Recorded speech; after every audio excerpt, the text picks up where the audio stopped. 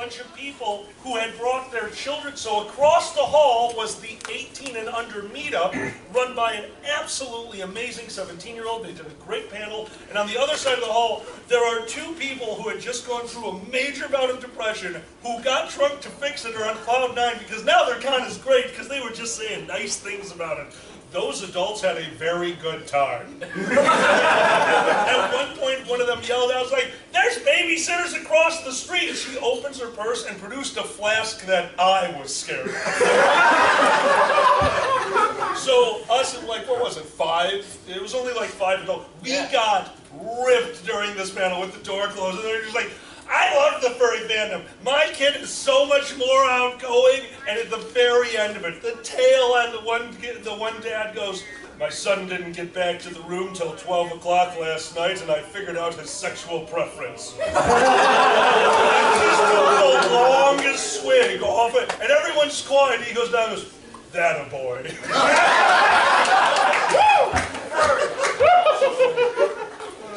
To the parents of the fandom, keep being you. Alkali, do you remember, I think it was at Anthrocon's Con Horror Stories panel that we did, that we caused a lost child? You remember that? Oh, no! Wait, what? So this past Anthrocon... Wait, it was AC? I think it was, they kind of blur together after a while. Totally AC. At the last Anthrocon, we did Con Horror Stories at 11 o'clock at night, which is a proper hour for going through that horror. And some kid, like a 12-year-old, I think, attended the panel. And at the beginning, we're like, everyone turn your cell phones, off, turn your ringers off. We don't want it to go off in the middle of the panel. So this kid dutifully turned off his cell phone. His dad was trying to get a hold of him, going like, "Son, where are you? Son, where are you?" And then he showed up in ops and was like, "My kid's missing." "No, your kid's fine. He was with us." I mean, I would not define that as fallout. The kid goes back, he's like, "What did you learn, son?" "Oatmeal." Butter. And DuckTales. Woo! You guys are going to get in on all of these jokes today, don't worry. This is a very old panel, so before we introduce everybody, I want to give a shout out to somebody who's not here, one of the creators of this panel. He's been doing it for years. He's actually stepped away from it because his con runs so smoothly that he lied to me and told me that his con ran smoothly, so he doesn't have to do this panel anymore. To the gentleman who started this in the fandom, Uncle Kage. If any of you are recording this, thank you. Sam, wish you were here, buddy. So to introduce the panel, we have Woody! Now, Woody, you were con-chairman of MFF? 15 and 16. So you were con-chairman here, you were director of Yelling at Me on Twitter here. Social media. Yelling at Me on Twitter here. And in charge of the Reg Line, just so you guys know. That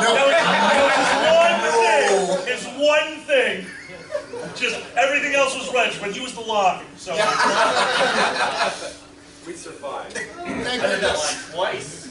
to the other side of the table, the director of operations at every con that has ever existed, I think. Giza, could you tell them what cons you have been director of ops at? Technically, director of ops was only at AC officially. But I spent 14 years in the board of directors at Anthrocon, and then I said, "Hey, 14 years of good behavior, I'm eligible for parole." And they said, "Okay, you can just run social media from now on." Oh God! You have to see how this guy runs social media. At my job, I have to use 8 different monitors to watch stock markets. I walked into their operations. He has a 95-inch plasma TV surrounded with individual monitors with charts and graphs and like things that go ping.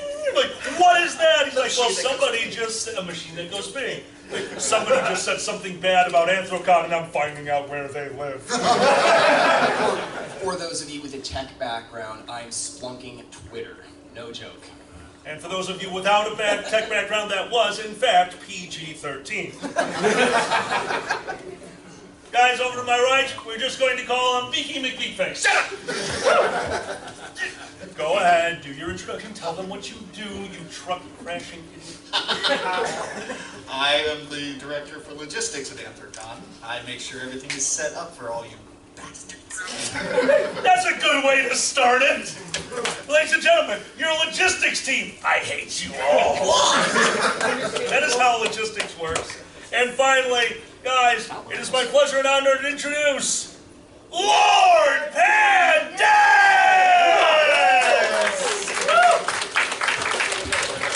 Convention chairman of IFC, director of everything at like 4 different cons, and kind of a sap. We just make him do stuff. I get thrown in to do random stuff at conventions. Officially, I'm vice chair of Motor City FurCon in Michigan, and I had a 3-year stint as chair of IFC, and now I just staff, and it's very much more relaxing. Also, don't forget, you're part of the con couch at EnigmaCon. Oh yes. That is sad when you say your staff and it's less stressful. And you say staffing is less stressful, but we'll get to that. Yeah. Oh yes. It depends on the position. PG-13. My name is Alkali. I am con chair of Fur Squared in Milwaukee Brookfield. Nope. Wisconsin Brookfield, near Milwaukee. I don't know where my own con is. I've been on the board at a few conventions. I've been doing this for quite some time. Normally I do finance because I try to make the money not disappear. And you're a Jew. Until we go. And I'm a Jew. Thank you. And I was very good at making the money not disappear until the FCLR. Oh, the FCL. Wait. It's been 2 years. I owe you so many drinks. Are you kidding me? Is that your 2-year chip? Is that what? FCLR is a group of us that run conventions, the Furry Connection Leadership Roundtable. We get together once a year and we talk about you without using names. Basically, what we do at cons, what we can do to help each other, what things we have tried and worked, what things we have tried and failed. Most of it is what things we have tried and failed. This panel right here stems from the FCLR. And also where you hide the bodies. Oh, the river. Yes. Well, we only have that. I built a river. Well, We have woods right we have woods. Remember, always. Hold on. Doesn't Chicago have like a body farm? Yes, Chicago. Chicago has a body farm. A body farm? This is the weirdest version of like crops I've ever heard. A bunch of hands come out of the ground and wave. All right. And when it comes to hiding bodies, I mean, Furry Connection North was in Detroit, so. Oh, true. Oh, we found half of them. Put them there. Well, we went to the FCLR, and this year it was in Vegas. Wonderful, wonderful Vegas. Yes. And I made an inappropriate joke. And I said, you know, Shocking, I know. I've got the Fur Squared credit card. We could just bet it on black. When the financial director of MFF came up to me, pulled out the MFF credit card and said, I've got red. So we decided, instead of risking the conventions, that we would simply watch the roulette wheel. And on a red, he would own my convention. And on black, I would own MFF. It came up 0-0.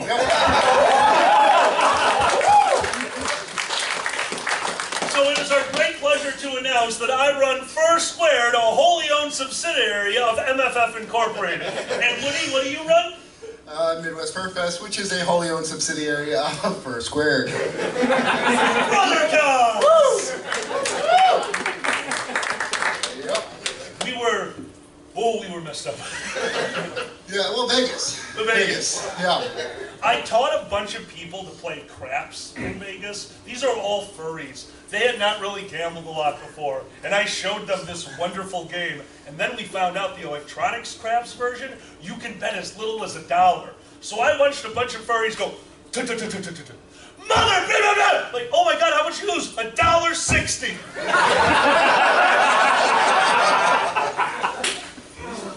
Well, Giza, you actually have a line of stories. So, would you care to regale us? For those of you who don't know the rules to this, we usually have a 2-year clause. Obviously, this panel is not going to use names. We're not here to make fun of everybody. Stuff happens at conventions. I have been taken to the operations office twice so far. Things happen, we understand. You try not to make them, but a 2-year max, unless everyone agrees to it, including the parties involved. So, Giza, what stories do you have? Can I actually ask a real quick question, just social media to social media? You may. I'm really curious, because I don't know if people saw this on the internet, because I saw a lot of it. A certain con-chair of a certain convention you were intimately aware of has had his face printed on some intimate apparel, which is available online. And people keep sharing this with Midwest Fur Fest, and I'm curious if you've seen this and what your thoughts are. They don't share it with us for some reason. Really? And I'm okay with this. Weird. No, it's fine. No, I'm fine not having that shared with me. That's, okay. You know, just keep having it shared with you, Woody. That's okay. People are weird on the internet. Yeah. I'm about to forward a bunch of shit to a cockroach. No, PG-13, that's okay. I get one, that's my one. That's acceptable. Giza, go. I gotta email Cog. So one of our big horror stories many years ago, when Anthrocon was based out of Philadelphia, it was based in the Adams Mark Hotel, and we'd heard rumors from the staff like, hey, this hotel might be changing hands, and apparently that's a thing. A hotel unit. What? Closer to the microphone. Sorry. That's my line. Thank you, sorry. So Anthrocon used to be based out of Philadelphia, and we'd heard rumors from the staff on and on for months. Hey, this hotel might be sold, it might change hands, and apparently it's a thing. Hotels get bought all the time, and like they just change names and business as usual. So the Adams Mark, we get a call late one night from someone who said, I heard it's closing. We're like, what are you talking about? I saw it on the news. So we call up our hotel liaison the next morning, and he said, yep, it's closing. It's going to become a Target. Yep, not changing hands, so like, nope, all the contracts are being voided, and we called up the Adams Mark corporate office and said, we have a contract for a convention there. And the rep said, oh, we have a very nice facility in Texas where you can host your convention at. Well, that's what we said. We said, excuse me a lot. We're like, excuse? No, the hotel can't go away. And they're like, yep, it's a done deal. So we had to hold a hotel in Center City, Philadelphia next year, and that was fun. Windham. So here's a really fun side note to that. Oh. When you make a contract now with hotels, almost every furry convention now has a clause that basically says, if you read through the legalese, there will be a hotel in the location that is specified at the top of this document on the dates of our convention. And send that to me. Do not send that to me. I've seen enough. And then the next year we moved to Pittsburgh because Philly's terrible at host conventions. So now I like that they turned your store into a Target. No. I'm sorry, I like that they turned your hotel into a Target. No. Wait, what did they do No, with it's it? a Target now. No, it's not the Target. Yes, it is. No, it isn't. I've driven by it so many times. It's a Target now. Target. Do not argue, tell me what it is! It's a It's Target. the Target's parking lot. Now you're just being difficult. We had the opposite problem at First Squared this last year, and because this doesn't involve anyone, I can tell it. They shut down, was it a Kohl's or what? Sears. So everything in the area is slowly like changing hands because it looks like they're going to be building something over there, so they're slowly closing down all these large stores. And we were there on the last days of the Sears, and they put everything up for sale. So we knew that there'd be stuff coming in. We were like, oh, Sears is closing down, people are gonna go over there. We even announced it, like, hey guys, there's gonna be cheap stuff, we don't know what's left. But guess what was left? About 30 mannequins. There were mannequins all over my convention, and no one told me why until Sunday, when they presented me with a mannequin signed by everyone, wearing fuzzy boxers, maybe. Does this have anything to do with Pharaoh Fox walking around Anthrocon last year with like mannequin arms that were duct taped together? Yeah! I mean, he's walking around, he's holding these two arms out, he's like going up to people and mannequin arms, and it was just body horror. They made new do races. They were just sticking things to things. It's like the future of the furry fandom. The whole weekend, like, people would be walking around and there'd just be like legs and like the waist and below, and there'd be no upper body whatsoever, just legs and the waist, chilling on my shoulders, walking around the con. Tar became a thing. That was the weirdest tar ever. Legs coming out the shoulders. Bye guys. But the winner was my director of programming. My director of programming was going down the hallway in quite a rush. I was going to be late for a panel, and he was going to cover for me. And as he turned the corner, he saw a gentleman, tall, very statuesque, wearing clothing that somebody else had just drop-kicked. It was a mannequin, and he did not know it at the time, and absolutely panicked. And the call, I remember, I wasn't listening enough. I wish I was, but I think it went, "This director program to security and a mother," and just stopped. Security came back in a moment and go, that's where I jumped in. It was like, the security to programming? What? I was like, never mind, the drop kick was non-fatal. Because when you run a convention with all comedians, it gets weird. Woody, you seem to have a list in front of you. I do. I have just a whole list here. Now, there's a lot of new people here, so you can go with an old story like Can Turkeys Fly, or maybe you have something new for us. Oh, turkeys can fly. No, so yeah, that's a good one actually, and that actually relates to something this weekend already. I heard. So this is the snowball thing. We have like people decided that it'd be kind of neat to take their snow from their balconies and like make snowballs and just see if they could break the glass dome. No. So dumb. Like, I see now that it's apparently leaking. I'm hoping it's not for the same reason, but there's a big bucket out there to catch the... Yeah, so people like throwing things a lot, and I another convention in the same hotel, I don't know how or why, but somebody brought a turkey to the convention. And it was it was frozen turkey, which makes it worse. Yeah, better? I'm not sure. So they took a frozen turkey and they wanted to see if it could fly. And you've got this giant atrium out there, and well, it turns out they can't. They fall.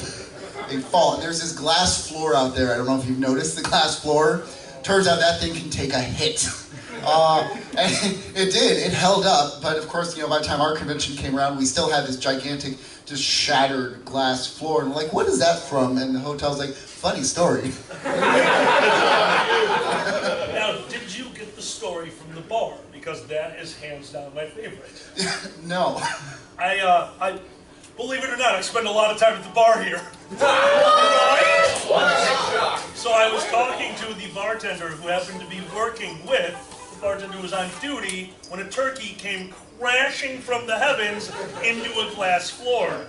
And apparently the bartender on duty was standing there pouring a drink into a glass, it shattered and just BAM! Another glass and served the and I just gotta respect that. Now, who here is on Telegram, really fast? Are you guys following the Midwest Fur Fest official Telegram? Yes. Good. Okay, you should be telling that. Now, you as social media, those are your announcements. Yes. Right? Yeah. See, when I read this, I hear it in his voice, and this was my favorite.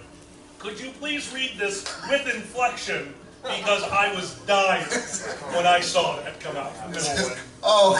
Yeah, I was dying. So, we were, we've got this amazing social media chat where we talk about what we need to put out here, and this message came across to us. We really weren't sure how to phrase this, so they decided to just let me type it. And so the post went out as this. Hey guys, MFF social media team here. We don't know how to relay this message, so we're just gonna say it.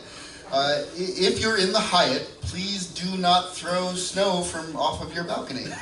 Thanks.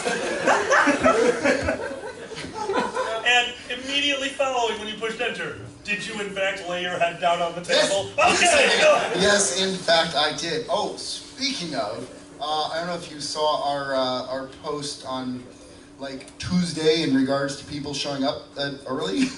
Not only did I, most of the people of the Chicago Board of Trade did as well, and asked me a lot of questions. I can imagine, yeah. That's you know, and we have expectations of the community, and I think they met all of our expectations and how the responses came to our very simple request here. I'm trying to find it because I know. Did they send you pictures? Oh God, did Woody? That's not how they're supposed to react. Did we tell you not to suit in the lobby for a little bit because we're getting in trouble? Please do not take pictures of you suiting in the lobby giving us the finger. We know you're doing it anyway, just don't show us. So, let's talk about awkward conversations with hotels. We got a call at AC Ops one year, at Anthrocon Con Ops, and our hotel liaison was like, "Did you place any orders for industrial gases?" No. So, you didn't order any helium? No. There's an attendee with a giant industrial-sized tank of compressed helium in the lobby trying to bring it up to his room. He said, "Nope, don't let him in. Just take the tank of helium, don't store it in your car, please, in the parking garage." Did we ever find out why he needed an industrial size? No, it stopped there. We didn't want to know. No further questions were asked. Yes, there is one possible reason. No. I'm dying. The inflatable fur fetish has gotten weirder and higher. Pretty hot. Thank you. Why do you even need the elevator then? No! Oh my God! We would skip the line to bring in the helium. Now that you say that, I have a follow-up. Better yet, you could pack in more light by making it three-dimensional. No! Yes. ooh, Tetris. We need Tetris with Want me to fursuiters. tell Fur to tweet that out from First Square? No! Inflatable furs can skip the elevator line by using helium. I will message him now. I just opened the front door and the change in pressure sucks them all up. Closing ceremony is easy now. I have a follow-up statement / question for the audience. If anyone here happens to find out which room currently has a propane tank and full grill on their balcony, please let us know. Wait, what? Guess what we get to add to our standards of conduct next year? If it is someone in this room, you are allowed to leave now with no judgment but a lot of laughter. I'll put my head down. If you go through either on the website or in the con book and read through the code of conduct, it looks very serious and foreboding, and all of these things are in there. They're all in there for a reason. Everything that's been put in a code of conduct is a response to something that has happened previously. Because we can't anticipate the stuff you guys come up with anymore. It's just reactionary. Oh, that happened? Code of conduct next year. And the best part is we do share our codes of conduct for the most part. Like, the First Squared Code of Conduct is a copy of the IFC Code of Conduct and then changed a little bit, which was a copy of the Anthrocon Code of Conduct, which they changed a little bit from a deal that Kage made with Satan. Like, that's just... it all stems from the same place. I actually think Anthrocon had the first mention of a missile. Yes! Anthrocon had... Yeah. Well, as I recall, a certain someone brought a bazooka one year because, like we said, no guns, no knives, and he's like, "You didn't say I couldn't bring a bazooka." So then we just changed to no weapons. That list got extensive. So we've learned from that. Our code of conduct is getting simpler and simpler because we've learned to start just banning the intent. Because we had a rule against somebody brought a like a bicycle, I think it was, to the hotel, and we had to put in the code of conduct that you weren't allowed to have bicycles. So then somebody the next year brought a tricycle. So then we had to, we weren't allowed to have, wheeled vehicles, in the lobby. So then they brought a unicycle, because there weren't multiple wheels, it was a wheel. This is America. So really, you gotta go after the intent we've learned, because it's just, there are so many rules, lawyers, they will find their way around it. What about treads, if you put treads on a bicycle? No takes! No takes! No takes! You want everyone at it now! You're giving them ideas! Pogo stick. In 20 years, that will be every FurCon's code of conduct. Just a picture of this guy going like, Just imagine if you had a tank and there was a cat driving it, would it be a Mowitzer? Can we mute that mic? Security. So I've got this tweet loaded up here from earlier this week, because we had fursuiters in our lobby on Monday. Oh my gosh. It was terrifying. So our post went, to our early attendees, please keep in mind that until 7 p.m. Wednesday, we are sharing the Hyatt with business guests. The Hyatt has always been accommodating and respectful to us, so please help us return that respect and maintain a business casual atmosphere until then. Following that up, your social media team would like to apologize for any uncertainty with regards to our previous tweet, but we would like to clarify that business casual does include pants. Our follow-up to that. Size. Your social media team now realizes that our tweet about pants being part of business casual was made with a mistaken assumption that attendees would also be wearing shirts with them. We regret the error. Our follow-up to that. Listen, MFF social media team here again to talk about business casual. Just pretend you're boring people, like RP as a business traveler here for a business convention until Wednesday night. Please, we good?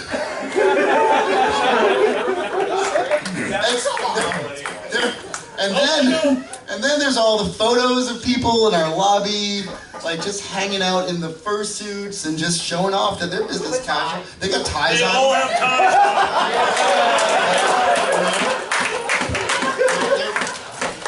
on. It's all about business. We're all business people. Yeah, very numbers. It's great. Because you're standing in the doorway. Yeah. You gotta move out So first. I'm waiting for the convention code of conduct. Just as more and more gets added, and then consolidate some more if we're to approach this like code of conduct singularity where it's just don't. Is it time for the water feature? What? Which starts off with the elevator effect, please. It's time. All right, we're going back into the safe here. For those of you who are new to this, if you haven't heard this story before, congratulations. If you have heard this story before, congratulations. You're still alive. And Des over here has been working at IFC for, I believe you were there for year one. Or were you year I was two? there for the original. Well, You were there for year I one. wasn't staff the first No, year, but no. I was there. You were the bank of pandas. Pandas joined staff and got to be there for one of the most unusual and tense situations that I had ever had the displeasure of being a part of.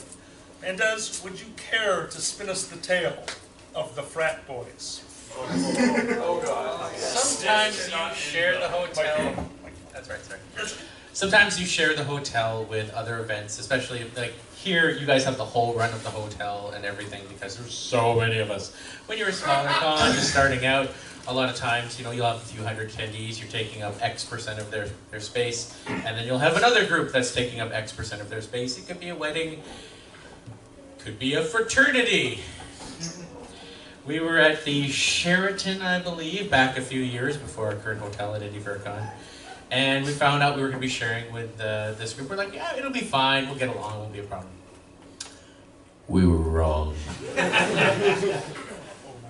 Over the course of Thursday night and Friday, Our attendees were on our side trying to, just hang out, have a good time. But then they'd go down to the lobby and hang out down by the bar. The frat boys would come out and hang out down by the bar. We'd also share the same elevator, and we kept getting stories all weekend long of the frat boys, teasing the furries and, making fun of them. And the furries were doing a really good job of just ignoring it. Whatever, you guys, we're going to have a good time, do your thing. But we kept getting all these complaints. We're like, okay, we're going to keep an eye on this. And then I want to say it was Saturday morning. Fur was trying to get, not Fur, A Fur. A Fur was trying to get on the elevator. And a couple of frat boys were like, nope, you can't get on here. And they were like, what? What are you doing there? They're like, nope, you can't get on. And as the doors were closing, one of the fraternity brothers looks through the closing doors and goes, "You ain't Rosa Parks, you're not getting on this bus." Right. This individual brought the complaint to operations. We immediately asked for a hotel representative. Tanya, a skinny, young African-American woman. Oh, yeah. Our hotel liaison, she was adorable. She was amazing. She was amazing. She was fantastic. We brought her in, and it was Roxas, Todd, a few of the others were bored back then, and we sat her down and we started saying, hey, look, we're having all these complaints. And we get down to the last one, and this was the one that happened this morning. "Yeah, Rosa Parks, you ain't getting on this bus." And this was her response. Oh, hell no!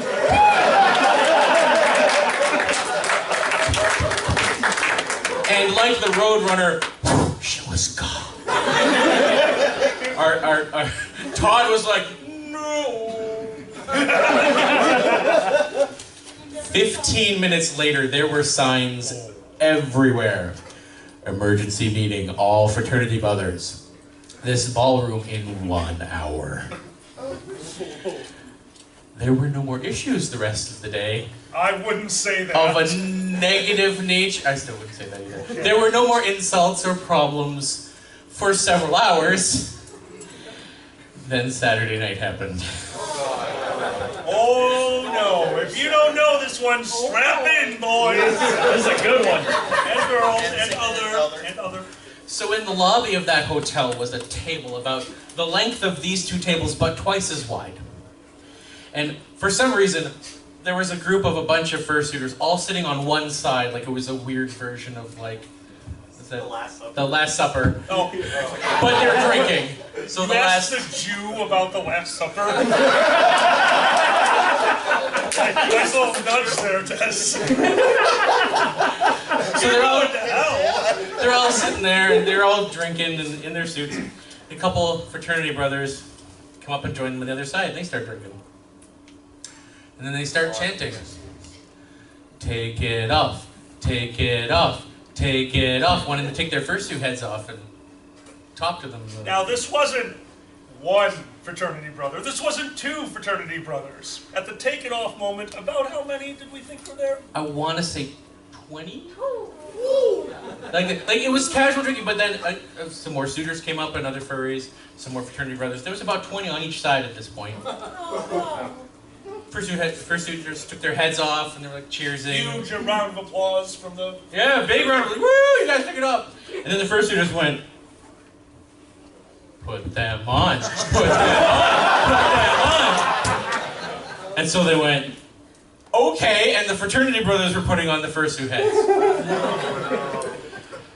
Fast forward to after MST3K, the initial MST3K, which is a separate fire alarm based story.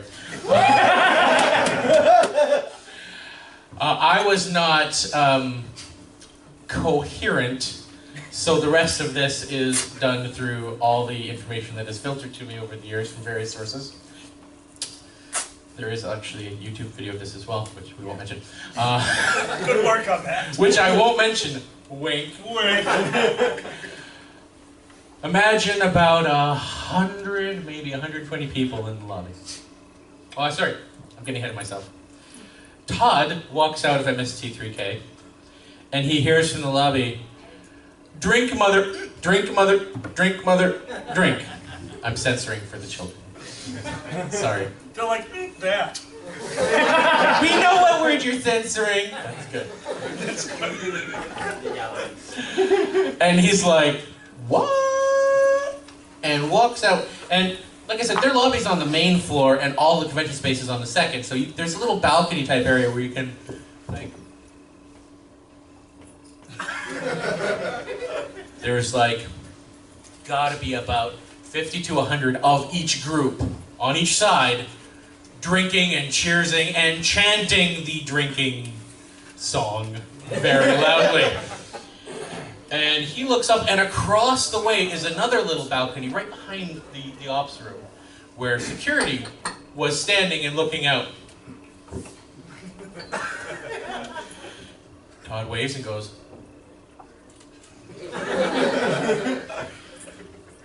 security just points to the hotel people who are in the front. And Todd looks out, and the hotel people are standing there taking pictures with the balcony, thinking it's a great old time. They see Todd, and they're like, like he talked to them later and was like, no, they were finally getting along. It's fine. But if you want to see the true insanity that was the lobby that night, it's Furry Frat Boys Indie FurCon 2012. Yeah. I want to say 2012. It was our first year at that hotel. That was our first impression. It's only uphill from there. That was a great first impression. But hey, at least they got along after that. But and so a lot of them went to the dance. A lot of them. Some of them purchased day passes so they could go to the furry rave. Although we never used that term. One of them got a tail. One of them is here. We see you. I would never reveal that person, but yes, they are here. There is one of the frat brothers. So who is that? Where's your friend? I actually know he's in here, but he is at MFF, and that made me very happy. I got one. Oh, sorry. Go for it, dude. So I got a question to ask everyone here. Weirdest thing you found in your lost and found? You guys lose a lot of drugs. You gotta take better care of your drugs. Weirdest thing, I work at a casino. The weirdest thing we've had. This is gonna get bad. Prosthetic leg. Prosthetic leg! That's why you work in a casino. It costs you an arm and a sopifa. Weirdest thing ever left. I mean, seriously, stop losing your drugs. What is the weirdest thing from your lost and found? God, I'm not really sure. Like, the number of things that come through con ops are just surreal. I feel like, children. To children count? Yeah, the children. Like random, just like, I found this, does it belong to anyone? We had drive-by drop-offs of children once a year at every con. It's like, found this, bam, runs like, child. Child, and that's just security, like, child. Child, radio, child, so code child, child. We actually have rubber gloves up there for some of the things that get handed in because people walk in there with them and we don't want to touch them. So there's like gloves and baggies and yeah. Well, we did have the jar of mayonnaise. It was an actual jar of mayonnaise. Was it open? But it had a badge. It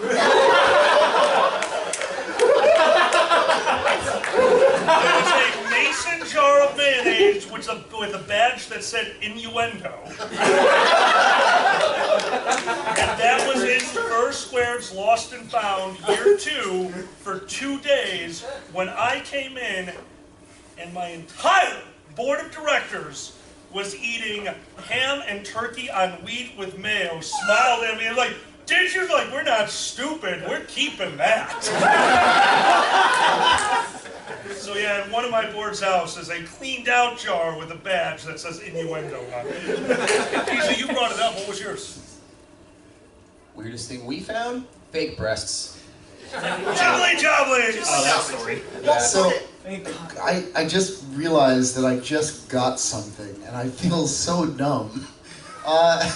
So we had somebody turn in a inflatable frozen turkey with a badge, and I just realized why that's relevant to the convention. I feel so dumb. Troll level. Right? Yes. Oh, the Ghibli joke. All right, weird. I have. It's Go not. ahead. It's not really. It's not really weird. People lose them all the time. It was who it belonged to. Did you find my booze? No. Okay. We found a passport. From who? Some of you might know him. He used to be a regular at conventions to the Ranting Griffin. You got Two's passport? Excuse me, Two has a passport? Yes. Yeah, he can travel. It's just, he's a bird. Well, not anymore. I have so many questions. Yeah, well, this passport was from several years back, and so it didn't look like him. He had hair in this picture. Oh, I would not have recognized him. We actually did it. We picked up the passport, we looked at it and goes, who the heck is this guy? And Kage's going, I know who that is. Oh. Let me see that. Oh! Yeah, he calls him Two and says, you're not planning on going anywhere, are you? Because you're mine. Yeah, every The year. bidding starts at $500.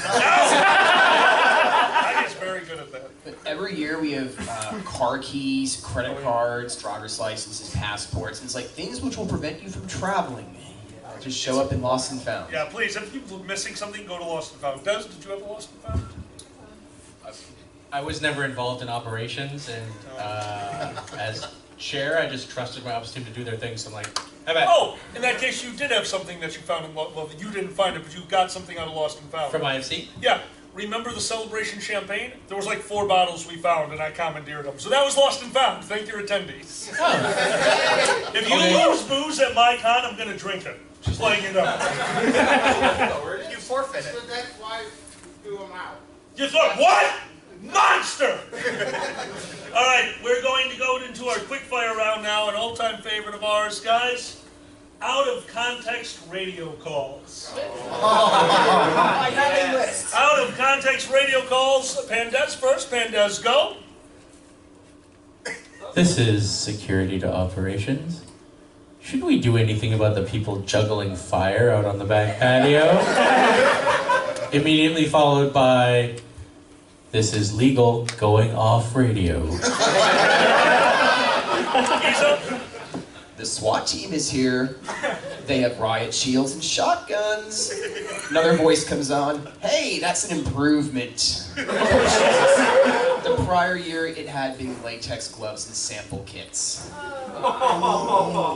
Woody, out of context radio calls. I'm gonna go with security. This is programming. I'm at the hot tub. I have a code O.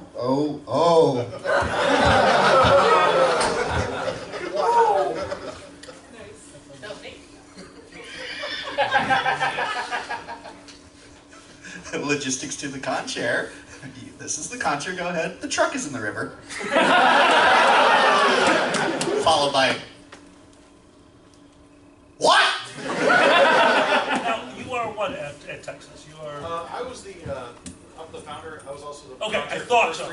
Con-chair for the first 3 years. As long as you make the qualifications, because Oh, too yeah, many people no, want to trust join us me. on this panel. It's Trust scary. me, most of what you're saying I already know. What's your one? Yell it out. What's your out of context? Security to ops. The trees outside aren't for climbing, right? I wish I was kidding. We're going to go with the double whammy from an amazing convention that has invited me year after year and given me a radio because I find it funny. They haven't learned yet, have they? Hey! It is. This is Constore to Operations. Oh no, I'm sorry, it's the other one. This is programming. Has anyone put out the fire yet? This is Con-Chair to Programming. Are you talking about the grill? Programming, yeah. Con-Chair, Please call it a grill. Chuckle, it was only 10 minutes later. This is con store to operations. Ops go. Operations, we're gonna need more poppers. Dead silence on the radio. This is con share to con store. Do you mean those little rubber novelty popping discs? Yeah. Please call them little novelty popping discs. This is medical. The con share is going off radio. And of course, Woody, I would like you to do the honors this time. I will start the radio call and you can continue it. If you need help, if you don't remember, obviously, I'm here for you. This is security to... No. Charity?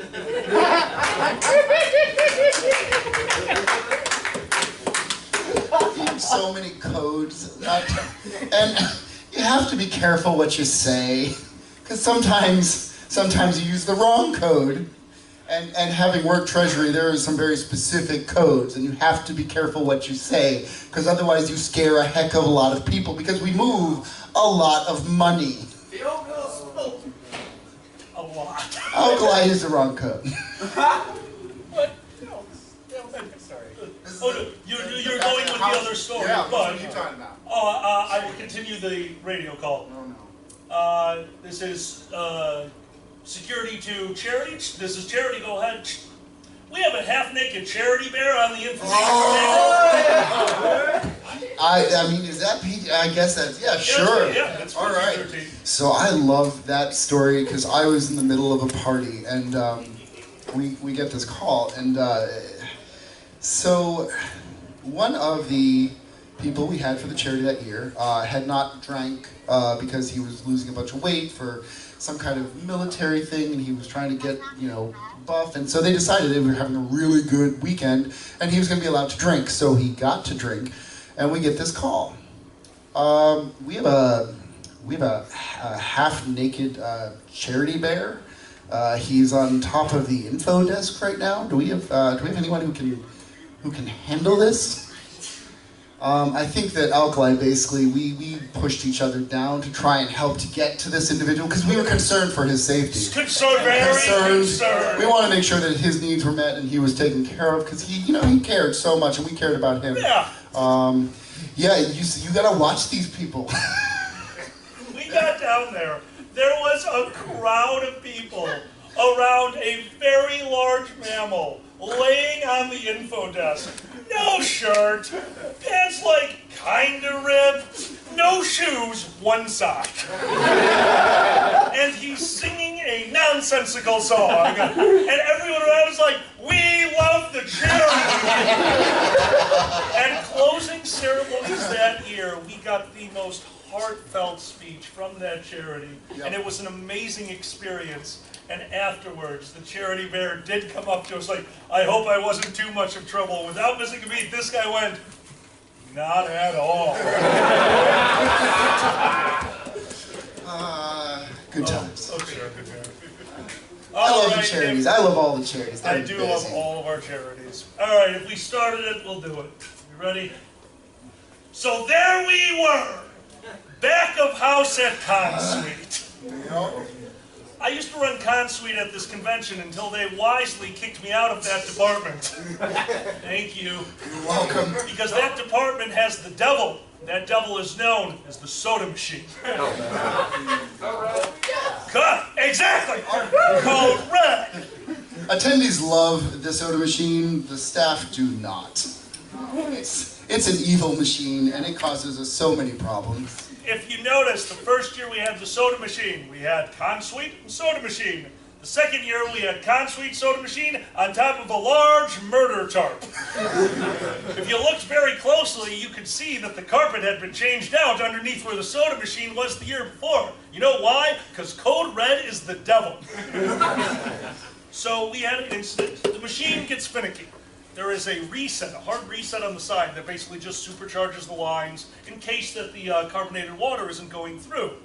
And I was informed, while working in back of house, the machine had jammed and it was giving out just syrup.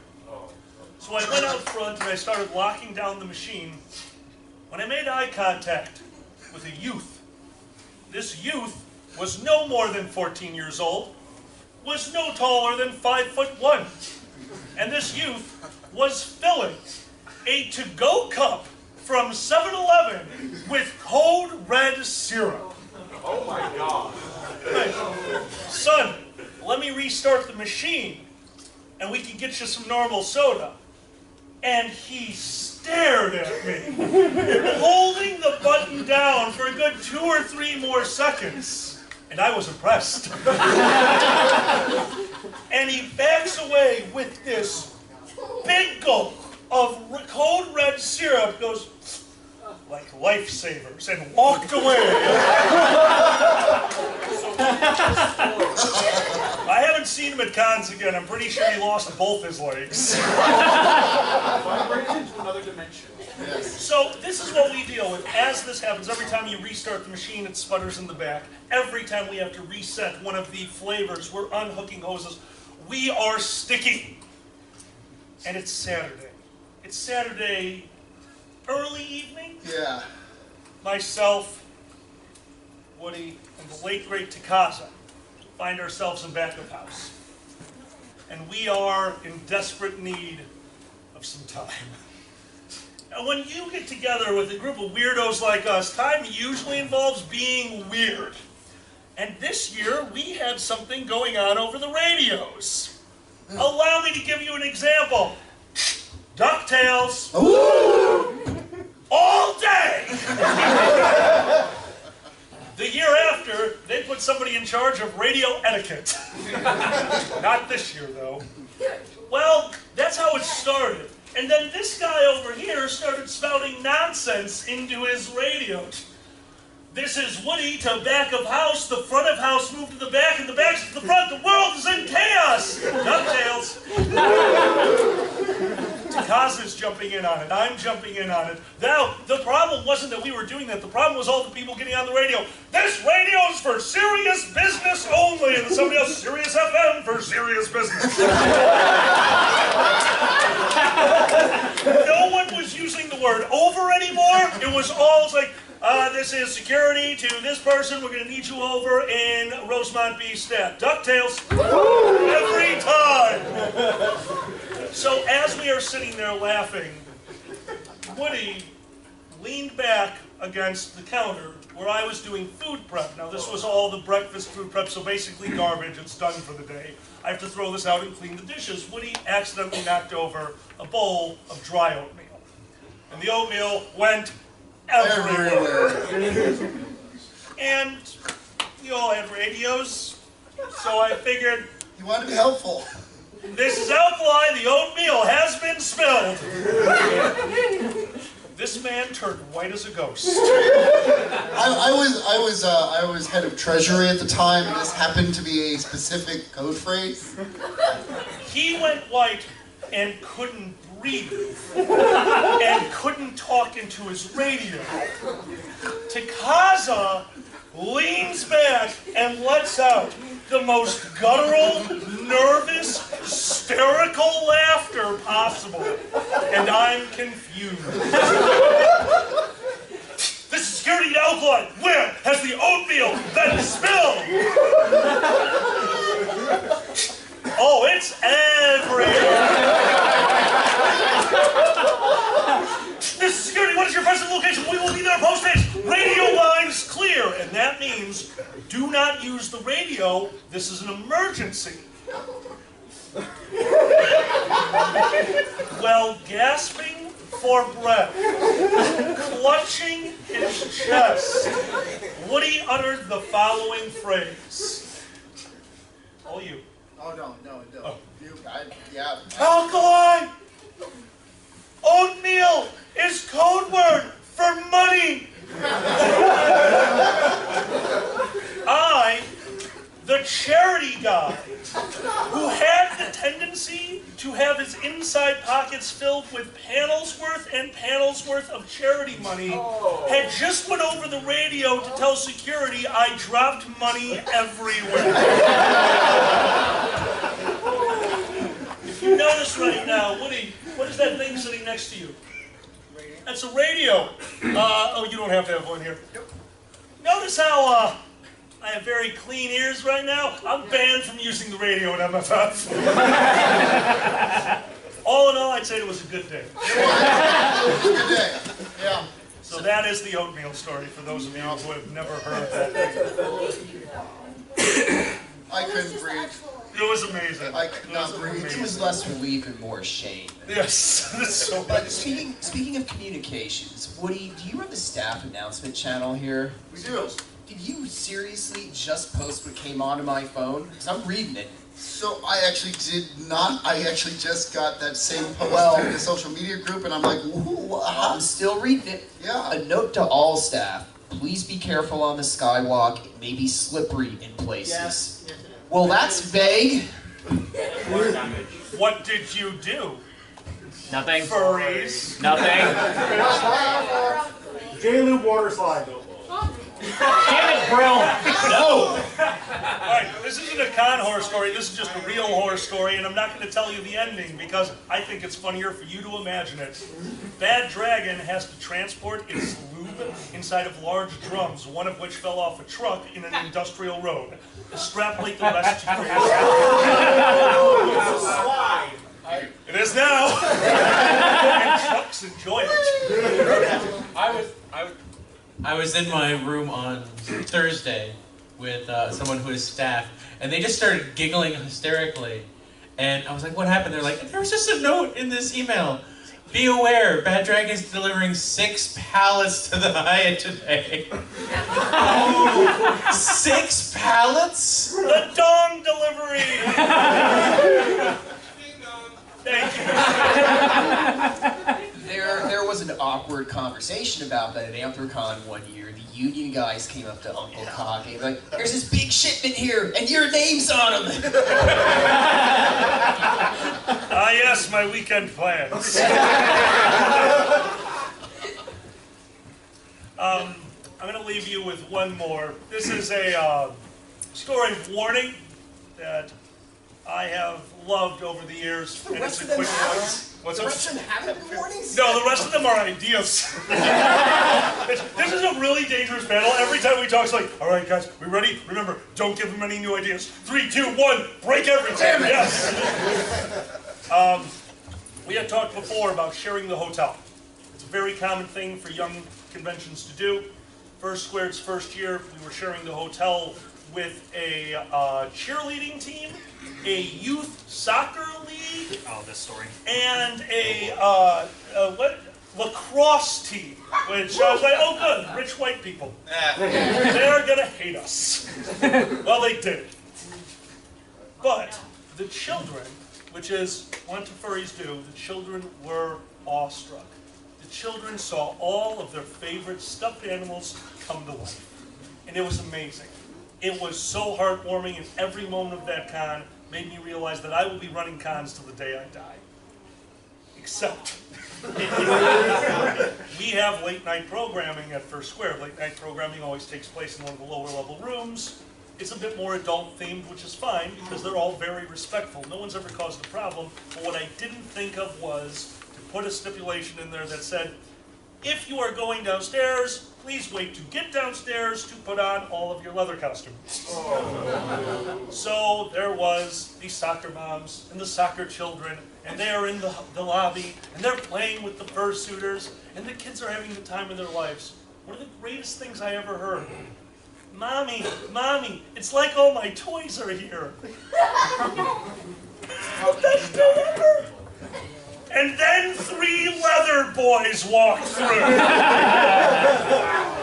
They were clad in leather pants, harnesses, and masks. And a soccer mom put her hand on her son's shoulder and pulled him back as he looked over at these young men, and the mother said these exact words. No, no, son. Don't touch those doggies. They're dirty.